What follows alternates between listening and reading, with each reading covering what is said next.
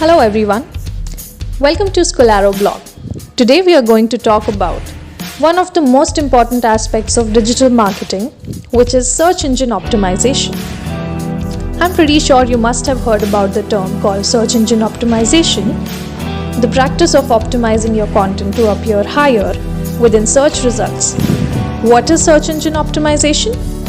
It is the process of optimizing websites so that they rank well on search engines through organic or non-paid searches. This is one of the most crucial marketing strategies for any business. Because Google aims to provide a positive user experience for its searchers, it wants to present the best possible information available. Therefore, the focus of SEO efforts should be the process of making sure search engines recognize your content as leading information on the web for a particular search query. So how does search engine optimization work? Search engines use robots that crawl web pages across the internet in order to determine what content they contain and in turn, what the pages are about. These bots scan the code, picking up the written text, images, videos, and more that appear on the web pages to gather all information possible. Once they've gathered enough intel about the type of information available on each page and determine that this content will be useful for their searchers, they add these pages to their index.